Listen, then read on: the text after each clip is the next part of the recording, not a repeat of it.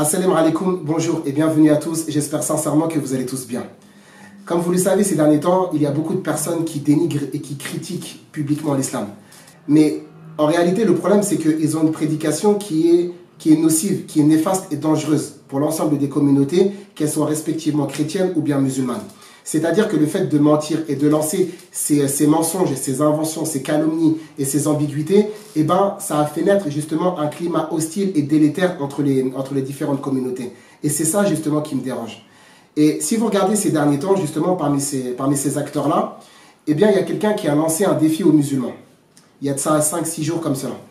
Et il a fait une vidéo et il dit « Je mets les musulmans au défi de répondre. Alhamdulillah, on est là. » Et nous allons voir justement en quoi consiste ce défi qui justement porte, on va dire majoritairement, sur le fait que le Coran validerait la Bible selon ses prétentions. Donc, Inch'Allah, je vous laisse consulter ensemble les images.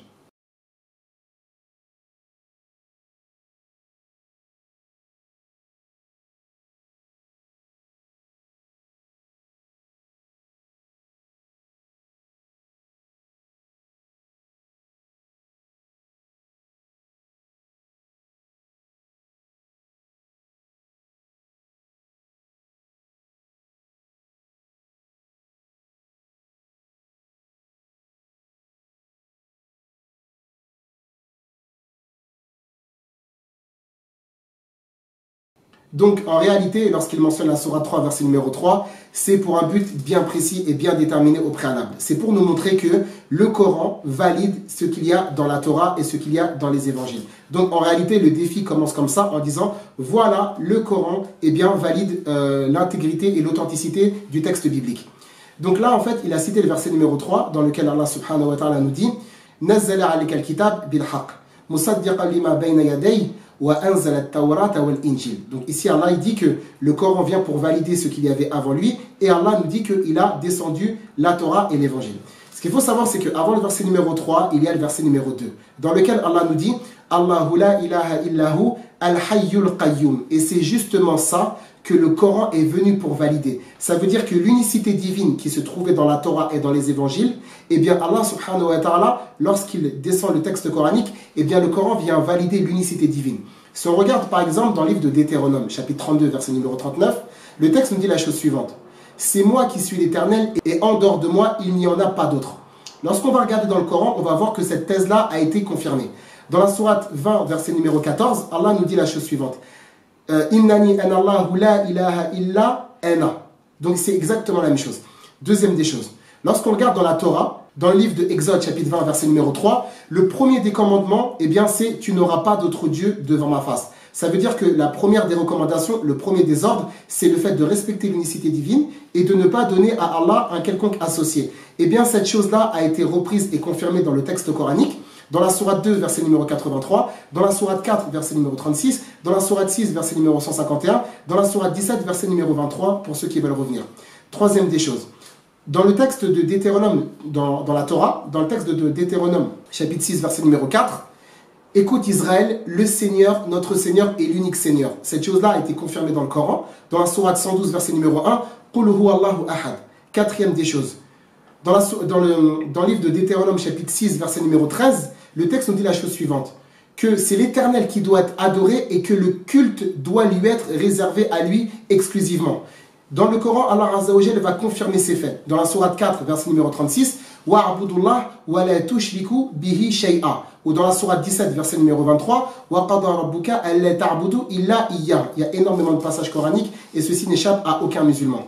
La cinquième des choses, c'est que le polythéisme a été interdit de manière catégorique et définitive dans le texte de la Torah. Dans le livre de Exode, chapitre 20, dans les versets 22 et 23, ne m'associez aucune divinité. La même chose dans le noble et saint Coran, dans la sourate 4, verset numéro 36, « Wa'abudullah wa la tushriku bihi shay'a » Donc lorsqu'Allah subhanahu wa ta'ala nous dit dans le Coran que le Coran confirme ce qu'il y a dans la Torah, c'est pour deux choses. La première des choses, c'est l'unicité divine qu'on vient de voir. Et la seconde, c'est la prophétie de Mohammed, comme ceci a été indiqué dans la Torah et également dans les textes des évangiles. Et c'est ceci qu'Allah subhanahu wa ta'ala a mentionné dans la sourate 7, verset numéro 157. Alladhi yajidu maktuban indahum fit tawrat wal injil. Et justement, concernant ce sujet-là, j'ai commencé une série qui est réservée exclusivement à ce thème-là. La deuxième des choses, c'est qu'une fois qu'on a vu que Allah subhanahu wa ta'ala confirme ce qu'il y a dans la Torah concernant, attention, concernant l'unicité divine, on va regarder maintenant la confirmation coranique par rapport aux évangiles.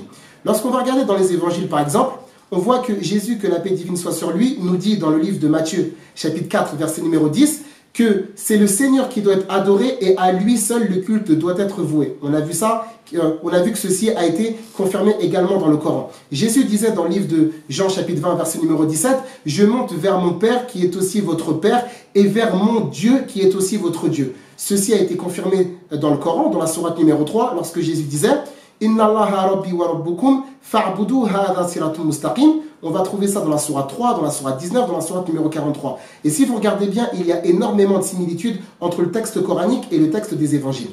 Deuxième des choses, lorsqu'Allah subhanahu wa ta'ala dit qu'il confirme la Torah et l'évangile, il n'a pas dit qu'il confirme les évangiles. Qu'on soit clair par rapport à ça. Parce que lorsque Jésus disait dans Marc chapitre 1, verset numéro 14, que Jésus prêchait et qu'il disait « Repentez-vous et croyez en la bonne nouvelle, ce n'est pas la mort de Jésus, ce n'est pas la crucifixion, ce n'est pas la résurrection. Faites attention par rapport à ça. Deuxième des choses, et c'est ça malheureusement qui est triste, c'est qu'il nous cite sourate 3 en nous disant « Nazzala alayka al-kitab bil-haq, musaddiqan lima bayna yaday, wa anzala at-tawrata wal-injil » Ensuite, Allah dit « Min qablu hudan lin-nas » Et là, justement, il y a beaucoup de chrétiens qui nous disent « Ah, bah vous voyez que la Torah et l'Évangile, eh bien, c'était un livre qui devait être prêché à l'ensemble des nations. » Et le Coran le confirme. Jamais, messieurs, jamais. Allah subhanahu wa ta'ala, lorsqu'il dit c'est un guide pour les gens, pour quels gens parle-t-on? Mais de quels gens parle Allah ici, subhanahu wa ta'ala? Concernant la Torah, quand Allah nous dit c'est un guide pour les gens, Allah va nous expliquer, nous détailler et nous éclaircir de qui il s'agit. Sourate 2, verset numéro 153, « Wa idh atayna Musa al-kitaba wal-furqan, la'allakum tahtadun » Ici, Allah il parle aux enfants d'Israël. Deuxième chose, sourate 17, verset numéro 2, « Wa atayna Musa al-kitab wa ja'alnahu hudan li bani Israël » Donc ici, la Torah c'était pour les enfants d'Israël. Troisième chose, sourate 32, verset numéro 23, « Wa laqad atayna Musa al-kitab fala takun fi miryatin min liqa'i wa ja'alnahu hudan li bani Israël » Car Moussa alayhi salatu wassalam n'a été envoyé que pour les enfants d'Israël et il avait une prédication aussi qui était destinée à Fir'aun ainsi que les gens de son peuple. C'est la raison pour laquelle Allah nous dit dans la sourate 14, lorsqu'il parlait à Moïse, « En akhrij qawmaka min adh-dhulumati ila an-nur wa dhakkirhum bi ayyamillah » Le deuxième des livres qui a été mentionné dans le verset que cet individu a cité, eh bien c'est le texte des évangiles. Mais l'évangile, c'est un guide pour qui? Allah Azza wa Jalla nous donne la réponse dans la sourate 3, verset numéro 49. Lorsqu'il parle de Jésus, il dit « Wa rasulan ila bani Israël » C'est la raison pour laquelle dans le Coran, Jésus ne s'adresse qu'aux Israélites. Regardez dans la sourate 5, verset numéro 72 « Wa qala al-Masihu ya bani Israël » Également dans la sourate 61, verset numéro 6 « Wa idh qala Isa ibn Maryam ya bani Israël » Allah nous dit dans la sourate 43, verset numéro 59 « In huwa illa abdun an'amna alayhi wa ja'alnahu mathalan li bani Israël » C'est la raison pour laquelle lorsqu'on regarde dans le texte biblique, on voit que Jésus confirme ces faits-là. Dans le livre de Matthieu, chapitre 15, verset numéro 24, Jésus disait « Je n'ai été envoyé que pour les brebis perdues de la maison d'Israël ». Et je vais répéter une chose que j'avais déjà mentionnée dans les vidéos précédentes, c'est que Jésus n'a jamais prêché l'évangile aux non-juifs. Il a interdit à ce que ses apôtres prêchent la parole de l'évangile aux non-israélites également. Il a clairement dit qu'il a été envoyé que pour les enfants d'Israël. Et la quatrième des choses, il n'a jamais envoyé ses disciples pour aller prêcher la parole de l'évangile aux non-juifs. Les arguments qui sont cités par les chrétiens dans le livre de Matthieu, chapitre 28, verset numéro 19, également dans le livre de Marc, chapitre 13, verset numéro 10, dans Marc, chapitre 14, verset numéro 9, dans le livre aussi de Matthieu, chapitre 24, verset numéro 14, dans le livre de Marc, chapitre 16, verset numéro 15, dans le livre de Luc, chapitre 2, verset 29 à 32, dans le livre de Luc, chapitre 24, verset 44 à 47, dans le livre de Jean, chapitre 1, verset 29, dans le livre de Jean, chapitre 4, verset numéro 46, dans le livre de Jean, chapitre 10, verset 16, dans le livre de Jean, chapitre 12, verset 32, dans le livre de Jean, chapitre 12, verset 47, dans le livre de Jean, chapitre 21, verset 15 à 17, on va revenir sur tous ces passages. Il n'y a pas de problème, il n'y a pas de souci, alhamdoulilah. Maintenant, regardez bien. Allah il nous dit, subhanahu wa ta'ala, min qablu hudan linnas, dans le texte coranique. Donc, la Torah et l'évangile, c'était un guide pour les enfants d'Israël. Ce n'était pas un guide pour le monde entier. Il faut faire attention par rapport à ça. Le seul prophète qui a été envoyé pour tout le monde, c'est Mohammed sallallahu alayhi wa sallam. Comme Allah nous l'a mentionné dans la sourate 7, verset numéro 158, dans la sourate 21, verset numéro 107, dans la sourate 22, verset 49, dans la sourate 25, verset numéro 1, sourate 25, verset 51, sourate 34, verset 28, et dans la sourate 62, verset numéro 2 et 3. Et Allah subhanahu wa ta'ala, 5 fois dans le Coran, il nous dit que le Coran, c'est un livre qui a été descendu pour tout le monde. On est clair par rapport à ça. Mais une fois qu'Allah il a mentionné dans le texte coranique, je reviens sur sourate 3, verset numéro 3, lorsque Allah il nous dit subhanahu wa ta'ala, نزل عليك الكتاب بالحق مصدقا لما بين يديه وأنزل التوراة والإنجيل من قبل هدى للناس وأنزل الفرقان. Allah, juste après avoir mentionné la descente de la Torah et l'évangile, il a dit qu'il a fait descendre Al-Furqan. Il n'a pas dit wa anzala al-Qur'an. Il a dit wa anzala al-Furqan. Justement, Allah, il a fait descendre le Coran qui vient pour séparer du vrai et du faux. Justement, et c'est ça justement que lui, il n'a pas mentionné dans sa vidéo, il s'est bien gardé de le dire. Parce que Allah, il a mentionné que le Coran, c'est un livre qui tranche. Comme Allah, il dit dans la sourate 21, dans la sourate 25, verset numéro 1, Tabarakalladhi nazala al-Furqan ala abdihi liyakuna lil alamin nadhira. C'est la raison pour laquelle, souvent, lorsqu'Allah il parle de la descente de la Torah et de l'évangile, il parle du Coran. Dans ce passage-là, après avoir parlé de la Torah et l'évangile, Allah, il a mentionné, enfin, il a dit que le Coran, il sépare entre le vrai et le faux.